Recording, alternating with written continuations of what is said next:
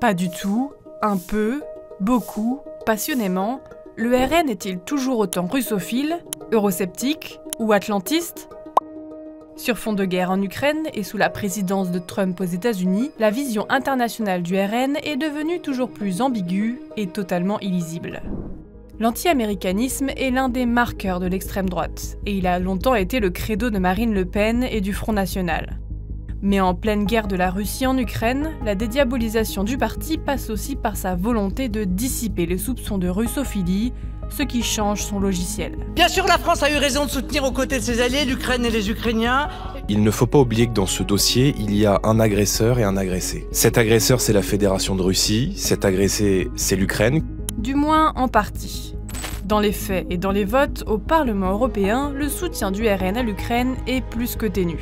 Nous ne sommes pas favorables à la livraison d'armes permettant de frapper directement le territoire russe, ni à l'entrée de l'Ukraine dans l'OTAN. Pour le RN, l'équation est complexe. Le parti est écartelé entre sa volonté d'afficher sa distance avec Vladimir Poutine, de ne pas trop se rapprocher de Donald Trump, mais de continuer à dénoncer ouvertement l'Union européenne.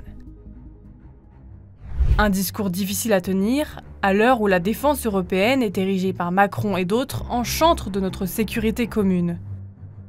Et une ambiguïté qui se voit dans la façon du RN de rejeter la Russie tout en modération et en relativisant sa menace pour la France. C'est une menace parmi d'autres. Je pense que la première menace sur le sol français, c'est l'islamisme. De là à laisser croire qu'elle veut envahir l'Europe, tout ça, à mon avis, me semble totalement farfelu. De l'autre côté de l'Atlantique, la stratégie atlantiste de Marine Le Pen a été violemment percutée par l'élection puis la réélection de Donald Trump. Si elle n'a pas caché son admiration pour le milliardaire en 2016, j'ose répéter ici que l'élection de Donald Trump est une bonne nouvelle pour notre pays. Elle et son parti tentent ces dernières années de s'en éloigner tout en laissant planer le doute. Moi, je soutiens celui qui ménagera le plus les intérêts des Français. Vous savez, les États... Bah, écoutez, on verra. De temps en temps, on a été d'accord avec Trump. Après, on a été en désaccord. L'élection de Donald Trump serait pour vous une bonne nouvelle ou pas ? Vous savez, je ne crois pas forcément aux personnalités comme ça qui tombent du ciel. Un relativisme gêné face à la Russie de Poutine, autant que face à l'administration Trump, notamment lorsqu'il s'est passé ça. Pour la gauche et l'extrême gauche, tous les opposants sont des nazis, des fascistes. Puis ça.